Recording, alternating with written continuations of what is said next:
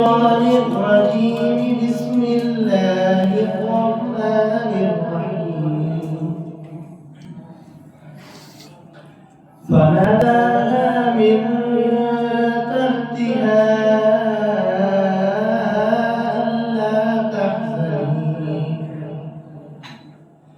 ألا تحزني قد جعل ربك تحتك سريا وهزي إليك بجذع النخلة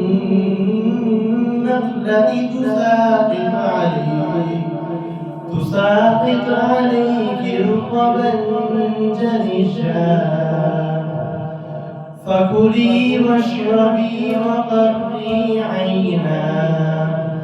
فإما ترين من البشر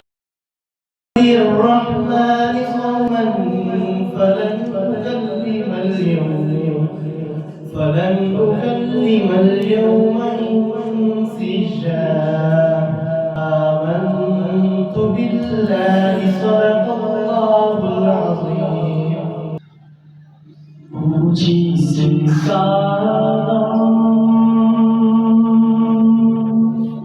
نہیں بے شک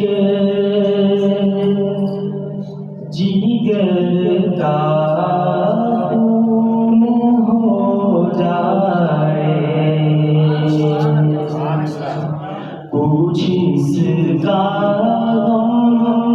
نہیں بے شک جگر کا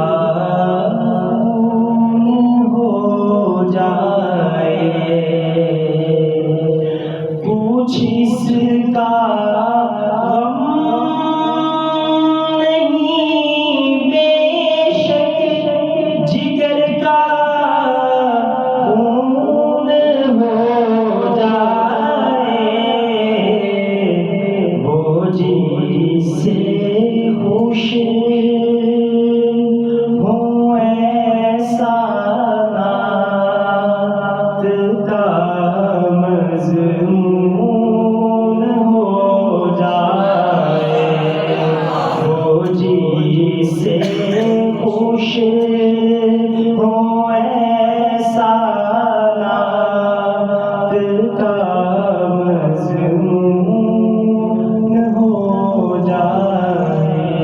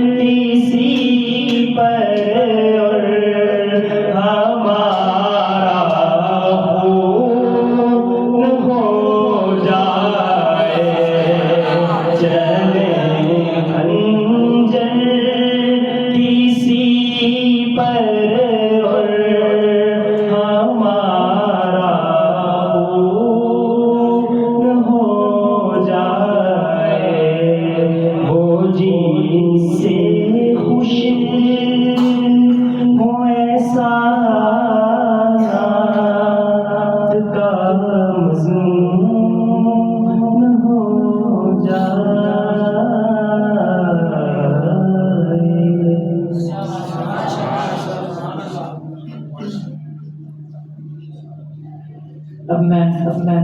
تقریر پیش کرنے کے لیے دعوت دوں گا محمد صلی اللہ علیہ وسلم. در نبی پر یہ عمر بیتے وہ مجھ پہ لطف دوام ایسا. در نبی پر یہ عمر بیتے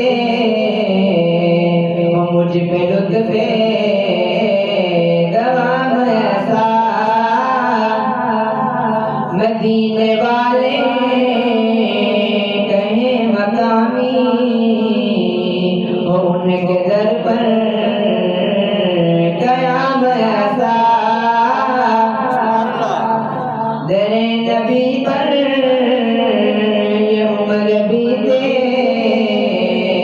وہ مجھ پہ لطف دوام ایسا.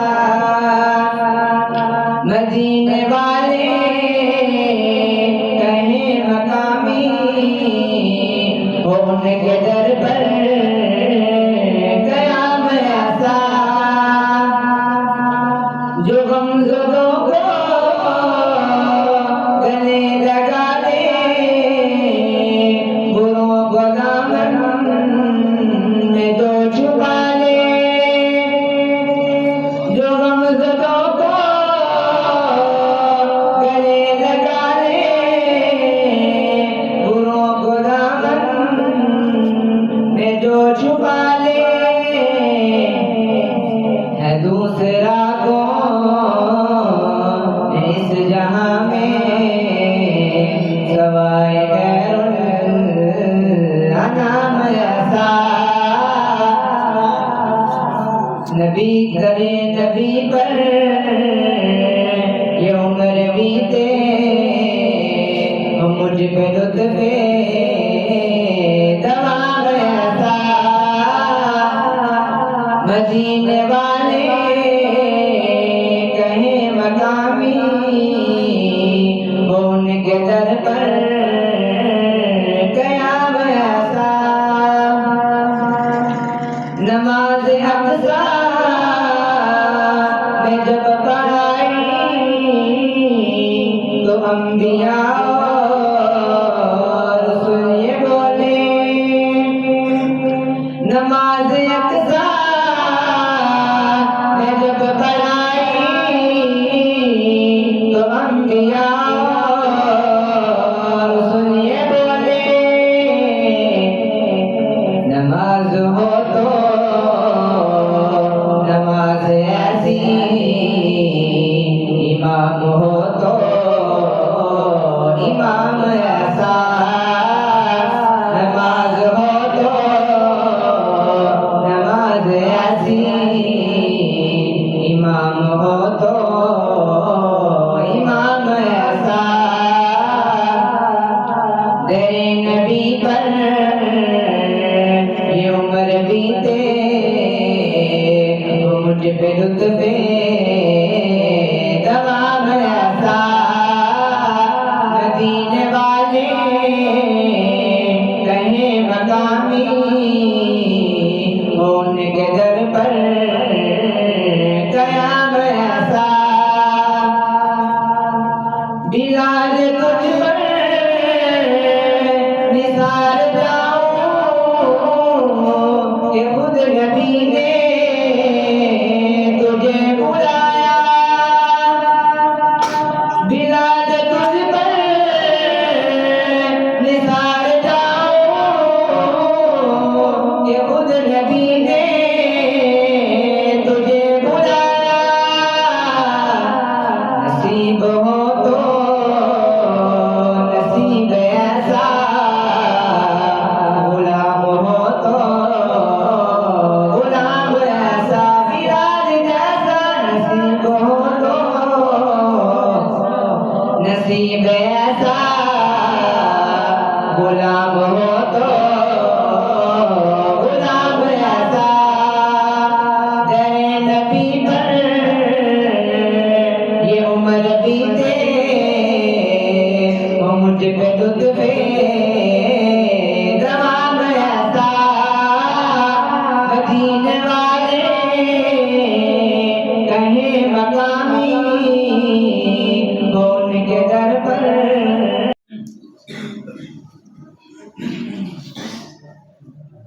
لبیک یا مالکنا لبیک یا خالقنا لبیک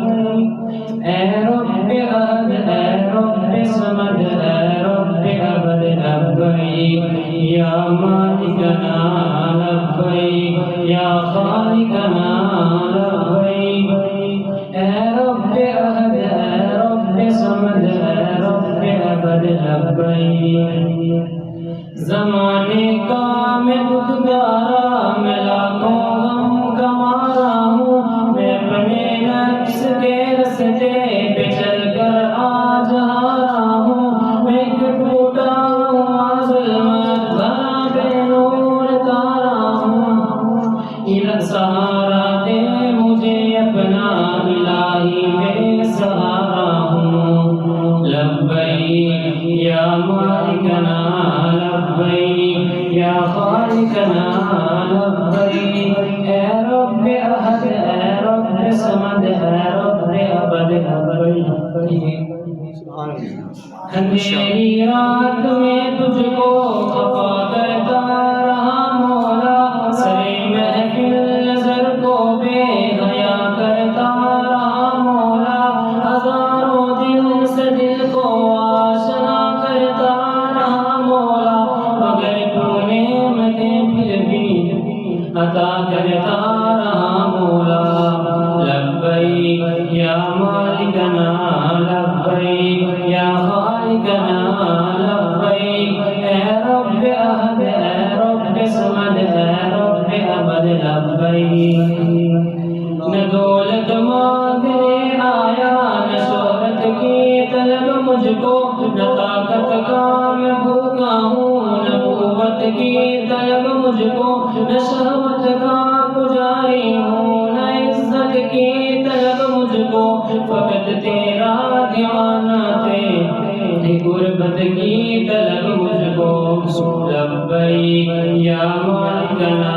لبیک یا خالقنا لبیک اے رب احد اے رب صمد اے رب ابد لبیک گناہوں پہ شرمندہ الہی درگزر کر دے گناہوں پہ شرمندہ الہی درگزر کر دے بڑا مجرم میں تیرا الہی درگزر کر دے خطا کوئی نہیں چھوڑی کبھی سیاہ نہیں چھوڑا خطا کوئی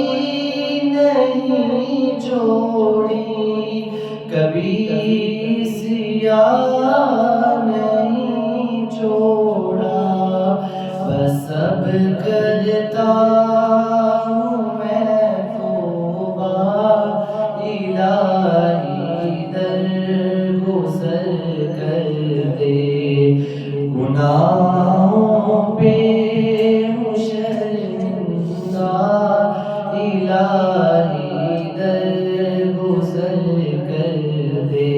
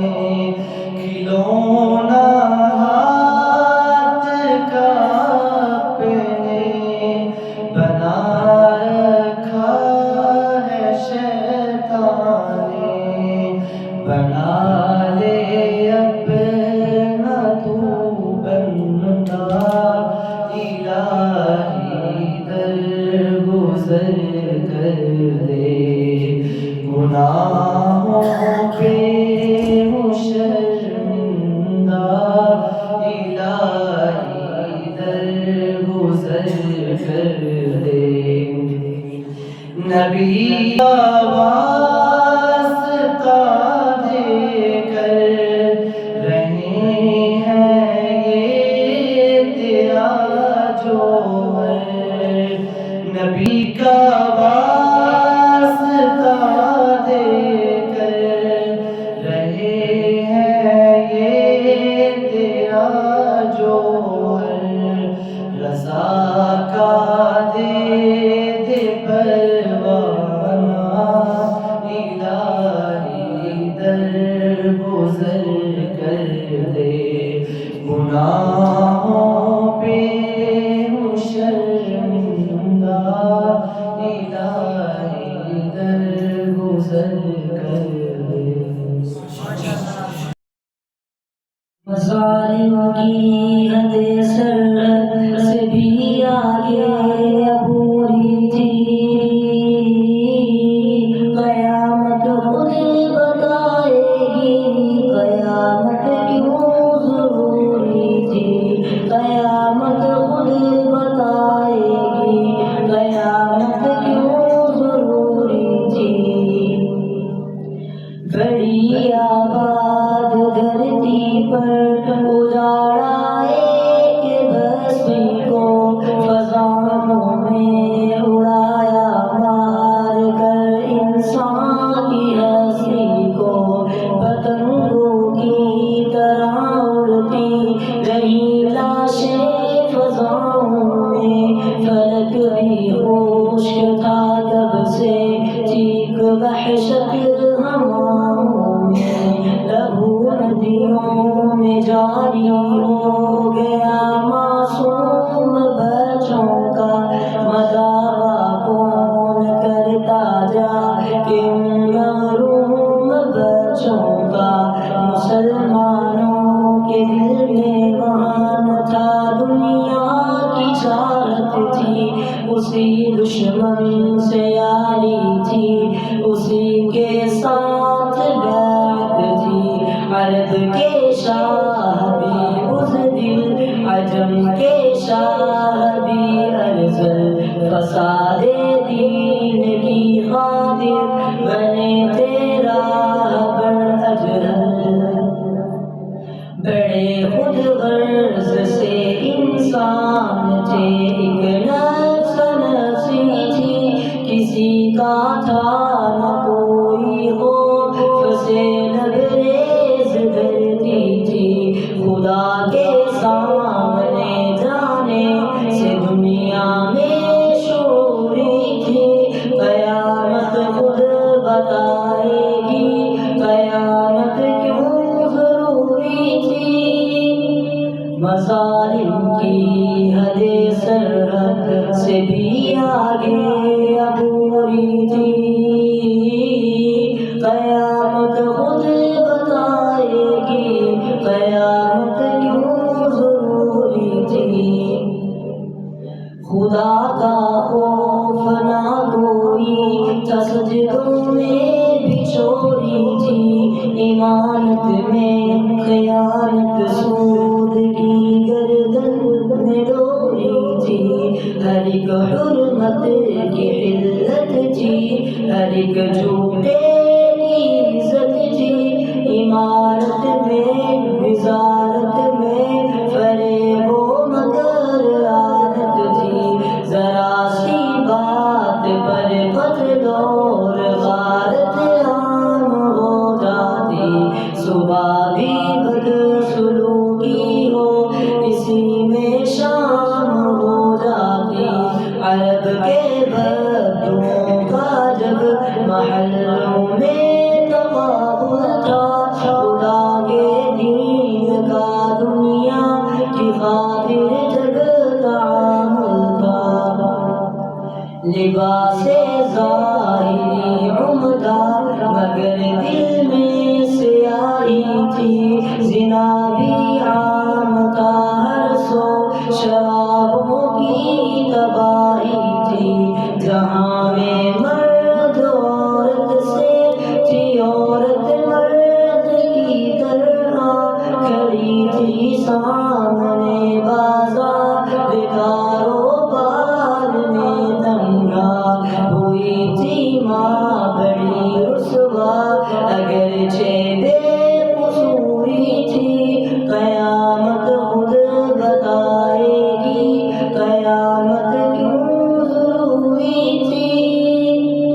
مظالم کی حد سرحد سے بھی آگے عبوری تھی، قیامت خود بتائے گی قیامت کیوں ضروری تھی۔ مساجد خوشنما لیکن ہدایت سے ہوئی خالی، مخالف جنس میں جاری ہوئی ہے سب کی نقالی، چلی خوشبو لگا کر عورتیں بازار کی جانب، لگا کر ریشمی کپڑے ہوئے تھے مرد بھی راغب، ملابس پہن کر بھی یوں لگے جیسے نہ پہنا تھا، جو سر تھے اونٹ کے جیسے نمایاں ان کا گہنا تھا، گواہی جھوٹ پر دینے کو سب تیار ہو جاتے، جو سچ کا ساتھ دینا ہو سبھی بیزار ہو جاتے، گلی کوچوں کے ہر مرکز پہ رشوت کا اندھیرا تھا، جو حیثیت میں کمتر تھا وہیں سب کا وڈیرا تھا، وکالت بک گئی تھی فیصلوں پر گولیاں لگتی، غریبوں کی عدالت کو بھی پرواہ نہ کرتی، شریعت سے طریقت سے کئی میلوں کی دوری تھی، قیامت خود بتائے گی قیامت کیوں ضروری تھی۔ مظالم کی حد سرحد سے بھی آگے عبوری تھی، قیامت خود بتائے گی قیامت کیوں ضروری تھی،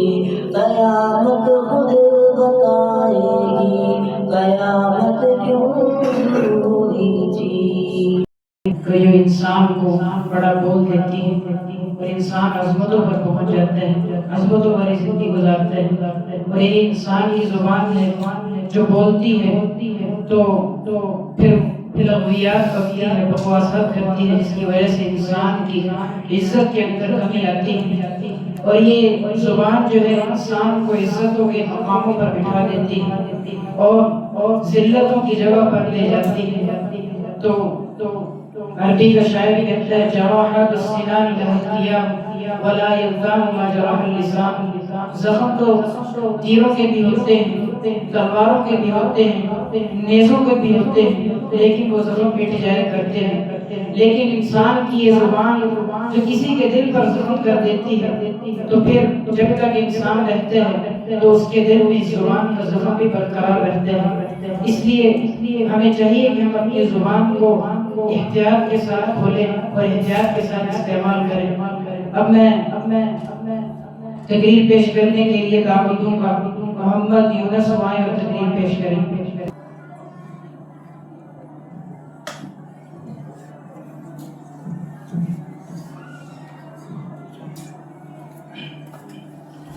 نحمده ونصلي على رسوله الكريم، أما بعد، فأعوذ بالله من الشيطان الرجيم، بسم الله الرحمن الرحيم، قل إنما هو إله واحد، صدق الله العظيم، وقال النبي صلى الله عليه وسلم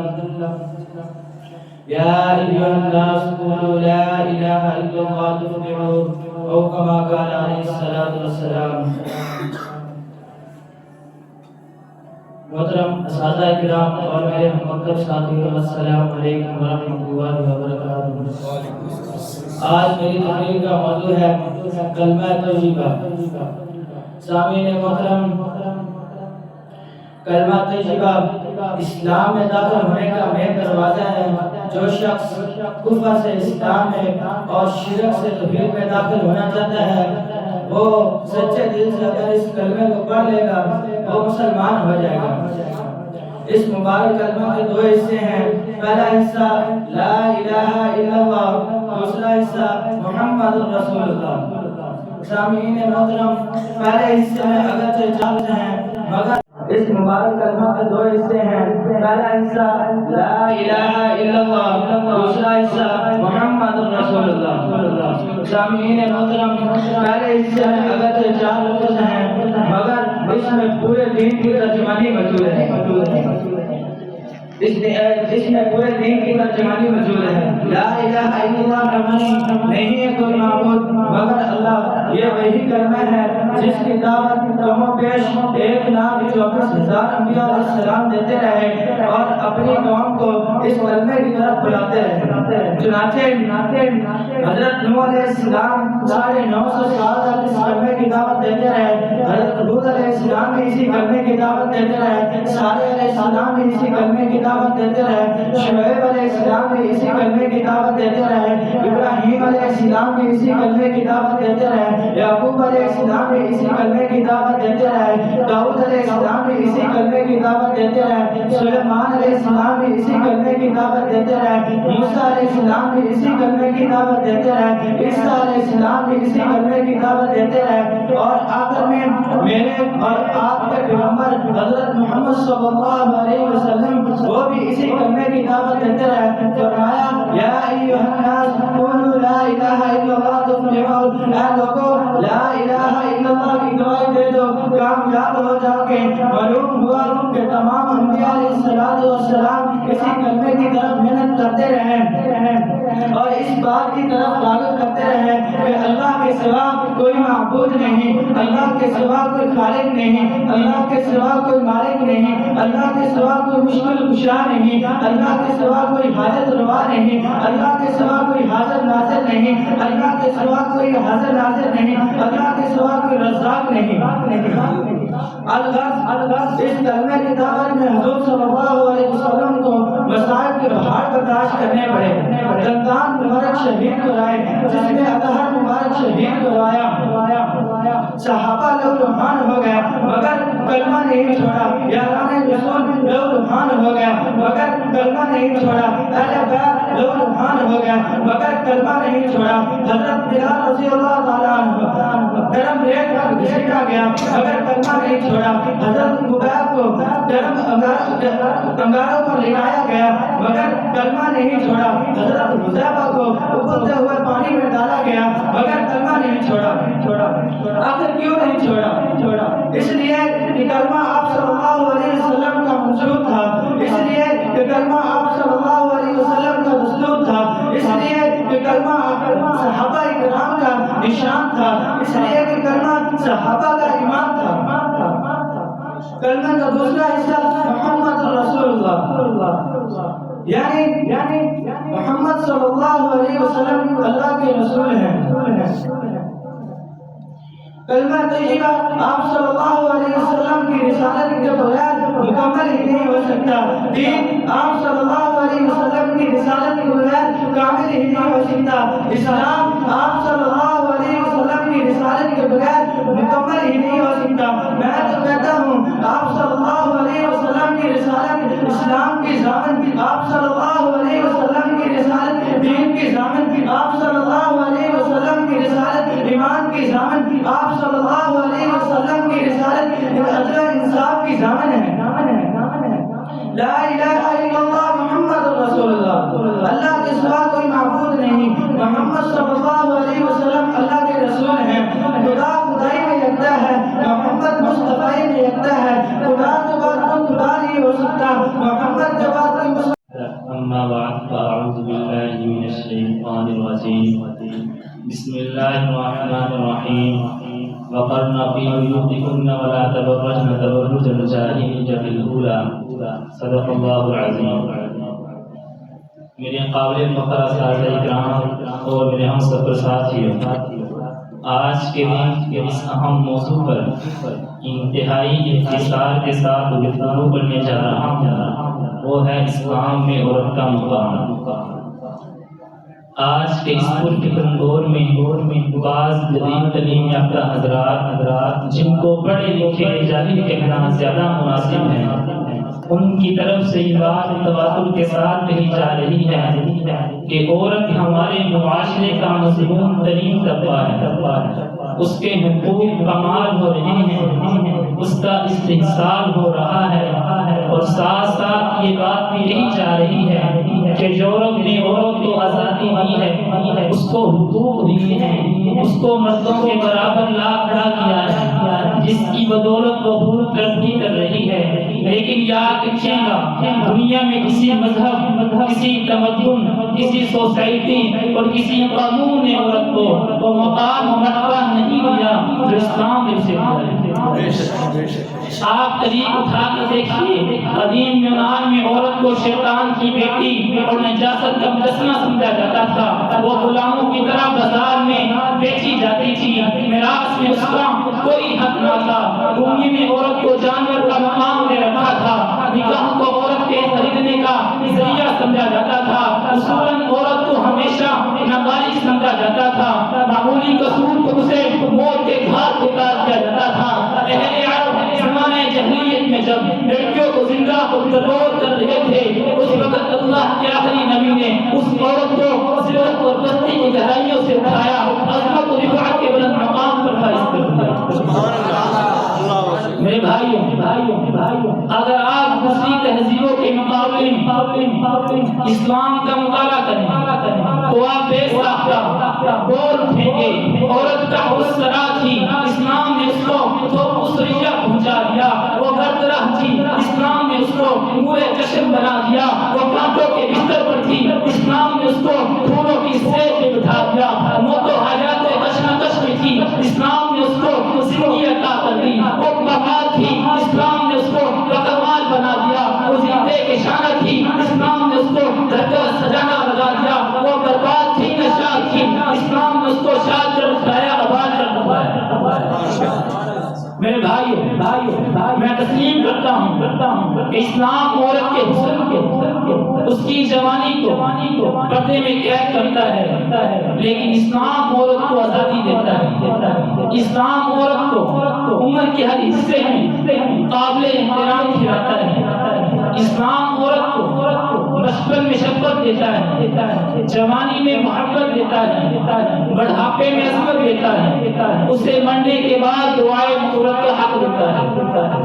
میں یورپ کے اندھے بستاروں سے پوچھنا چاہتا ہوں، تم نے عورت کو کیا دیا ہے جو تم کہتے ہو کہ ہم نے عورتوں کو حقوق دیے ہیں، لیکن میں کہتا ہوں تم نے عورت کے حقوق چھین لیے ہیں، تم نے عورت کی ممتا کم کر دی، تم نے بہن کے سر سے آنچل کھینچ لیا، تم نے عورت کے حسن کو تماشا بنا دیا، تم نے اس کی جوانی کو کھلونا بنا دیا، تم نے اس کے جسم کو جس سے الزام قرار دیا، تم عورت کو چراہے پر لانا چاہتے ہو، لیکن اسلام اعلان کرتا ہے اللہ کے بندو عورت کو عورت ہی رہنے دو، اسی میں فائدہ ہے، عورت کا بھی، مرد کا بھی، بچوں کا بھی، تمدن کا بھی، گھر کا بھی، دین کا بھی، دنیا کا بھی، عورت کا بھی۔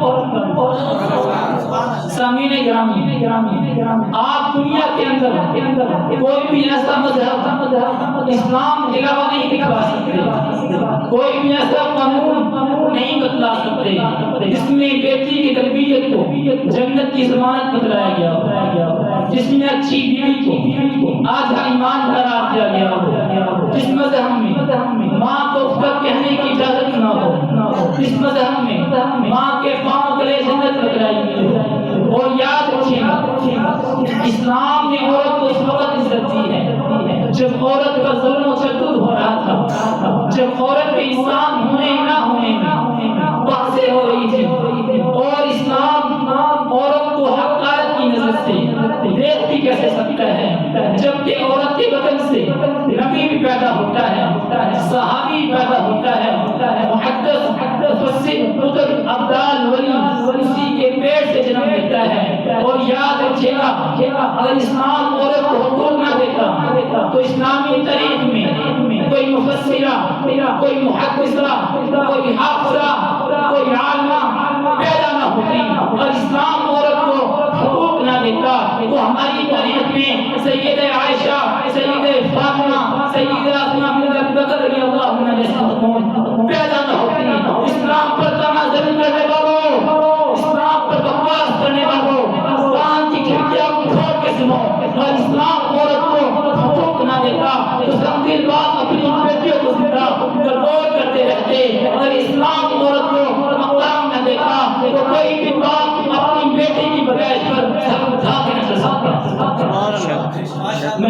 ساتھیوں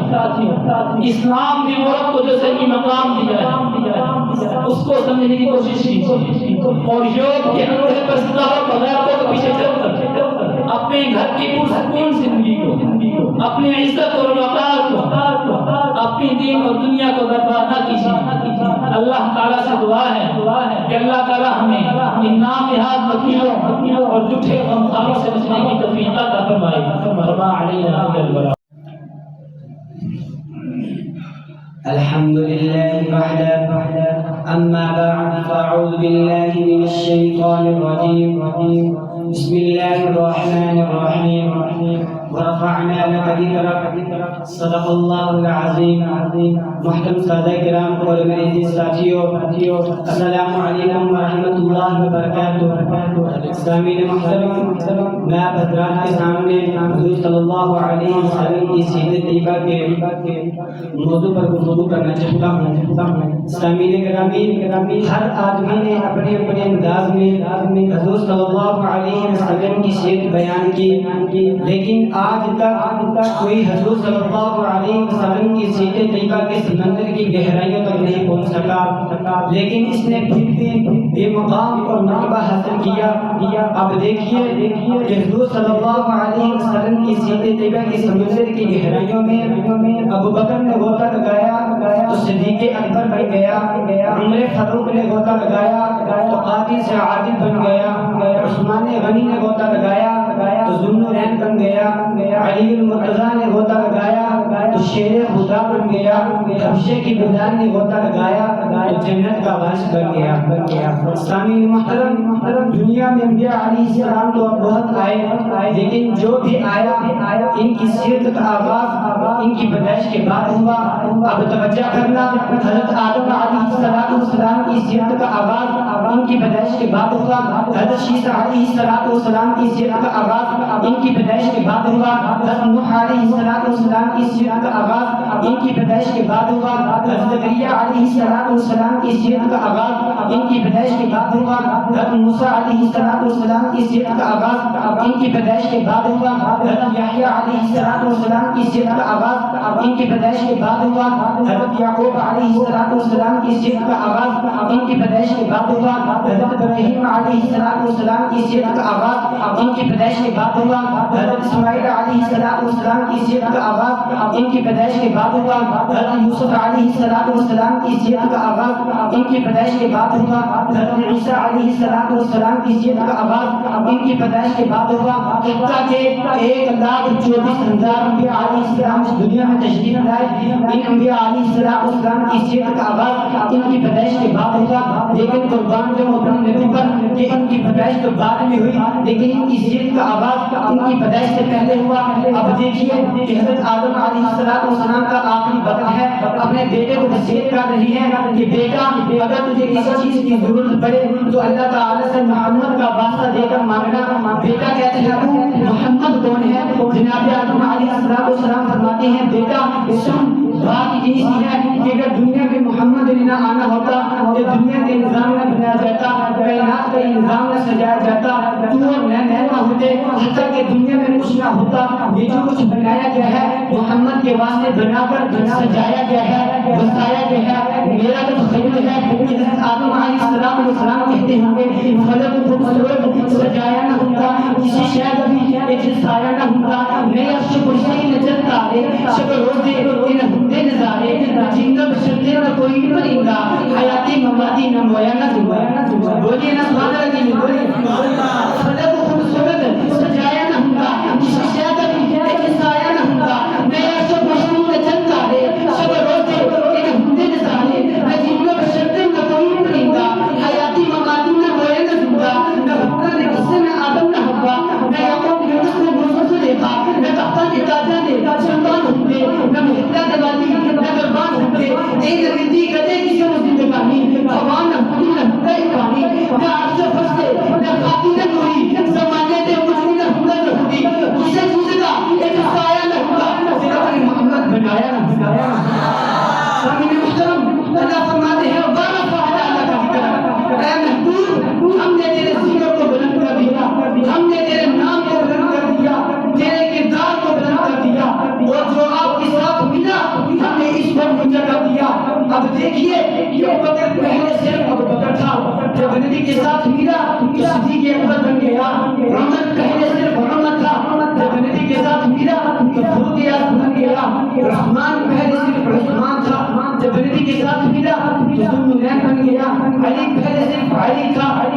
کے ساتھ ملا تو اسد اللہ غالب بن گیا. حنظلہ پہلے سے حنظلہ تھا, جب نبی کے ساتھ ملا تو بصیر الملائکہ بن گیا. بلال پہلے سے حبشے کا ایک غلام تھا, جب اس کی نسبت نبی کے ساتھ ہوئی تو اللہ تعالیٰ نے ایسا بلند مقام عطا کیا کہ چلتا مکے کا گلے کا تھا اور ان کے پاؤں کی کھٹکھٹاہٹ کے بعد جنت بھی سنائی دیتی تھی.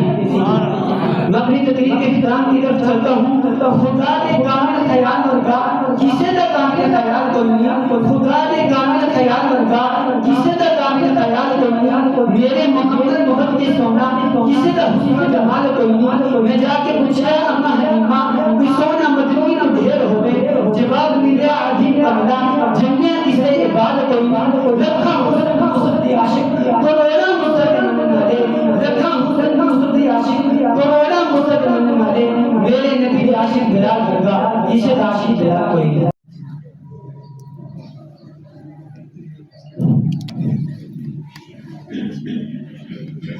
نحمده ونصلي ونسلم على رسوله الكريم. أما بعد فأعوذ بالله من الشيطان الرجيم. بسم الله الرحمن الرحيم. إن أكرمكم عند الله أتقاكم. صدق الله العظيم. وقال النبي صلى الله عليه وسلم إن الله لا ينظر إلى صوركم وأموالكم ولكن ينظر إلى قلوبكم وأعمالكم أو كما قال صلى الله عليه وسلم. اگر اپنے عمل میں ہم سجا لیں ان کی سنت کو, اگر اپنے عمل میں ہم سجا لیں ان کی سنت کو, تو یہ تبتا ہوا صحرا گلے گلزار ہو جائے.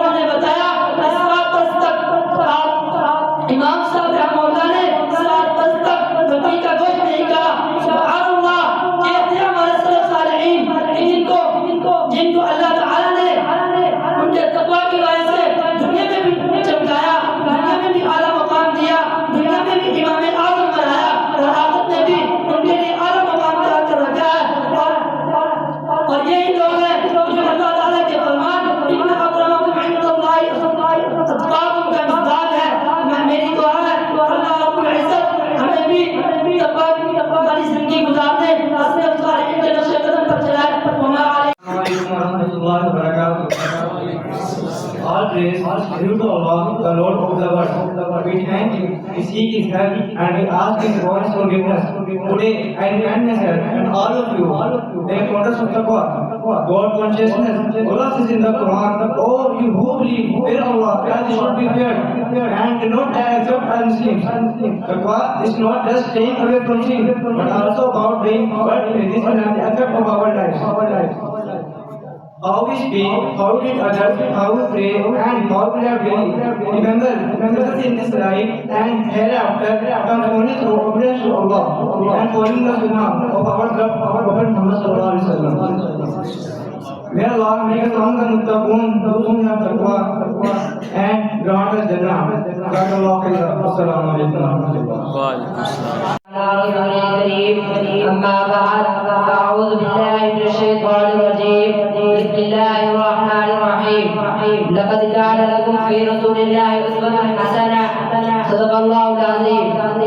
قدم قدم پر برکتیں نفس نفس پر رحمتیں قدم قدم پر برکتیں نفس نفس پر رحمتیں جہاں جہاں سے وہ شفیع آسیہ گزر گیا جہاں نظر نہیں پڑی وہاں ہے رات آج تک وہی وہی سحر ہوئی جہاں جہاں گزر گیا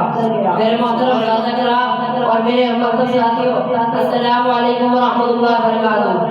آج میں آپ حضرات کے سامنے جس موضوع پر اظہار معافی ضمیر کرنا چاہتا ہوں وہ سیرت النبی آخر الزمان. سامعین محترم آپ کو معلوم ہے ہر شخص کی زندگی کے تین ادوار ہوا کرتے ہیں بچپن جوانی بڑھاپا.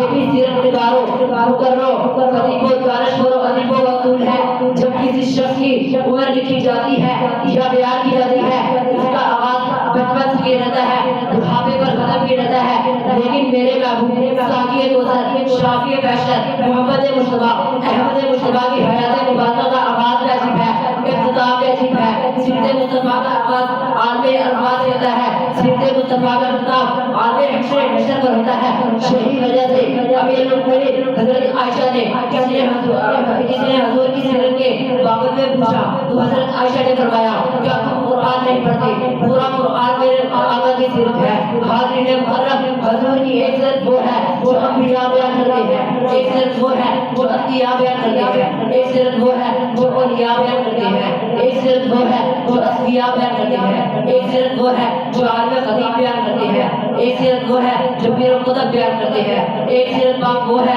جو عرش والا خود اپنی زبان مبارک سے بیان فرماتا ہے. ہماری زبان میں کیا تاثیر ہے؟ تاثیر تو قرآن میں ہے. آئیے چلتے ہیں قرآن میں. قرآن جب حضور کے روح انور کا ذکر آیا تو قرآن کا رات کا وجہ کہا حضور کے رخسار کا ذکر آیا تو قرآن والضحیٰ کہا حضور کی زلفوں کا ذکر آیا تو قرآن واللیل کہا حضور کی پیشانی کا ذکر آیا تو قرآن والضحیٰ کہا حضور کے سینہ اظہر کا ذکر آیا تو قرآن نے الم نشرح لک صدرک کہا حضور کی زبان مبارک کا ذکر آیا تو قرآن نے لا تحرک بلسانک کہا حضور کے عمر پاک کا ذکر آیا تو قرآن نے العمر کہا حضور کی عبادت کا ذکر آیا تو یا مزمل کہا حضور کی دعوت و تبلیغ کا ذکر آیا تو قرآن یا متصل کہا. جب حضور کی جہاد کا ذکر آیا تو قرآن وما رمیت اذ رمیت ولکن اللہ رمی کہا. جب حضور کے اخلاق کا ذکر آیا تو قرآن جب حضور کے اخلاق کا ذکر آیا تو انک لعلی خلق عظیم کہا. جب حضور کے معراج کا ذکر آیا تو قرآن نے سبحان الذی اسری بعبدہ لیلا من المسجد الحرام الى المسجد الاقصى کہا. جب حضور کے مرتبہ مقام کا ذکر آیا تو قرآن نے ورفعنا لک ذکرک کہا. جب حضور کے اسوہ حسنہ کا ذکر آیا تو قرآن نے لقد کان لکم فی رسول اللہ اسوۃ حسنہ کہا. جناب قدر احباب میرے محبوب کا حسن بھی کامل ہے سیرت بھی کامل ہے صداقت بھی کامل ہے شجاعت بھی کامل ہے رسالت بھی کامل ہے سخاوت بھی کامل ہے. بلکہ میرا دعویٰ تو یہ ہے کہ سیرت مصطفیٰ کو اقوام جیسے جیسے سمجھتے جائیں گے وہ سیرت مصطفیٰ کی تعریف کرنے پر مجبور ہو جائیں گے. چنانچہ میں وقت کے مد نظر رکھتے وقت اپنی تعلیم کا اہتمام اس دعا پر کرنا چاہتا ہوں. یا الہی جسم میں جب تک جان رہے ہماری تجھ پہ صدقے تیرے محبوب پہ سب قربان رہے میں رہوں یا نہ رہوں مگر دعا ہے دل کی دھیرے. الحمدللہ وحدہ وكفى وسلام على عباده الذين اصطفى. أما بعد فأعوذ بالله من الشيطان الرجيم. بسم الله الرحمن الرحيم. والذين هم عن اللغو معرضون. صدق الله العظيم. وقال النبي صلى الله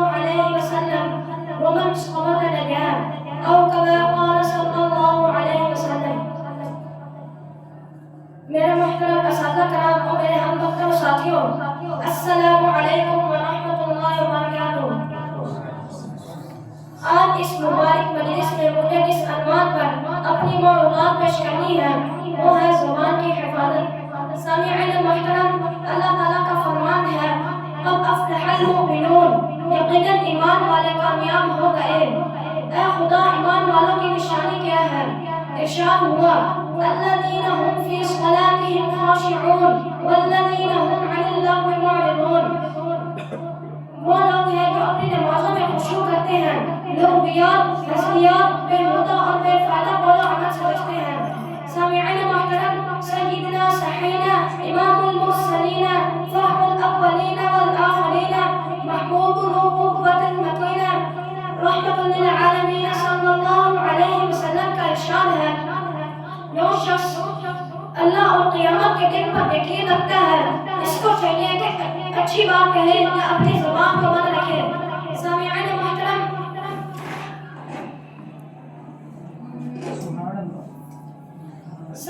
محترم، یہ زبان جو اللہ تعالیٰ نے ہمیں عطا فرمائی ہے کتنی عظیم نعمت ہے اور کتنا بڑا انعام ہے، بلکہ خالق و مکان نے ہمیں بولنے کی ایک ایسی مشین عطا فرما دی جو پیدائش سے لے کر مرتے دم تک انسان کا ساتھ دے رہی ہے، وہ اپنی ذمہ داری نبھا رہی ہے۔ اب چونکہ اس مشین کے حصول میں ہماری کوئی جان و مال نہیں لگا، وقت نہیں لگا، اس لیے اس عظیم نعمت کی قدر و منزلت ہمیں معلوم نہیں ہوتی۔ جو کچھ زبان پر آ جائے وہ پڑھتے ہیں۔ حضور صلی اللہ علیہ وسلم کا ارشاد ہے جہنم میں اکثریت ان لوگوں کی ہوگی جو زبان کی کرتوتوں کی وجہ سے منہ کے بل جہنم میں ڈال دیے جائیں گے۔ سامعین محترم، حضرت ابوبکر صدیق اکبر ایک مرتبہ ہاتھ سے اپنی زبان کو کھینچ رہے تھے، ادھر سے حضرت عمر رضی اللہ عنہ آ رہے تھے۔ انہوں نے کہا اے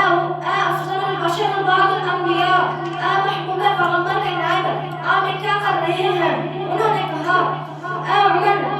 هذا اوغلنی الموارد، اس زبان نے مجھے بڑی ہلاکتوں میں ڈال دیا ہے، میں اس پر قابو کرنا چاہتا ہوں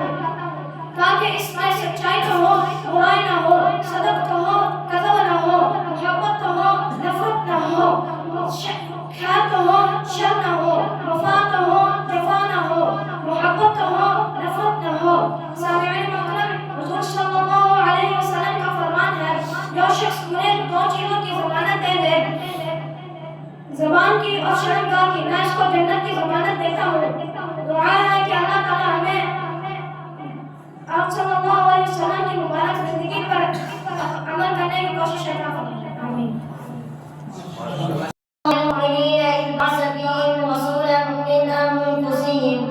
صدق الله العظيم. وقال النبي صلى الله عليه وسلم كنت نبيا وآدم بين الماء والطين، أو كما قال صلى الله عليه وسلم۔ حضور آئے تو صرف آخری نشقہ کی دنیا، اندھیروں سے نکل کر روشنی میں آگے دنیا، بجھے چہروں کا زنگ اترا، سجے چہروں پہ نور آیا۔ حضور آئے تو انسانوں کو جینے کا شعور آیا۔ میرے محترم اساتذہ اکرام اور میرے مکتب ساتھیوں، السلام علیکم ورحمۃ اللہ وبرکاتہ۔ آج میرے تقریر کا موضوع حضور صلی اللہ علیہ وسلم کی آمد مسیحوں سے منعون ہے۔ سامعین گرامی، تحریر کی آواز پڑھیے اور دیکھیے حضور صلی اللہ علیہ وسلم کی آمد سے قدر کیا تھا، ظلم ہی ظلم تھا، کفر شرک کا رائج تھا، ہر طرف ویرانی ہی ویرانی تھی، حکومت شیطانی تھی، معمولی باتوں پر کٹوانا عام تھا، قتل و غارت گری کا وسیلہ تھا، معمولی باتوں پر کٹوانا عام تھا، بچیوں کو زندہ تربور کر دینا معیوب نہ تھی، عورت حیرانی کسی زندگی بسر کرنے پر مجبور تھی، ہر ایک کا الگ الگ خدا تھا، اس کی لاٹھی اس کی فیصلوں کروڑ نافذ تھا، الغرض انسانیت تباہی بربادی کے آخر دہانے تک پہنچ چکی تھی۔ یتیم عبداللہ جگر گوشہ ارم شہر حرم قرآن عظیم شہر کونین صلی اللہ علیہ وسلم بروز پیر نور بالاول سنعام الفیل کا مطابق 20 اپریل 571 عیسوی کو عالم قدس سے عالم امکان میں آئے۔ آئیے میں سامعین محترم، آئیے میں آپ کا روح تنجی کے زمانے میں آقا نور مجسم وقت عالم صلی اللہ علیہ وسلم کی آمد پر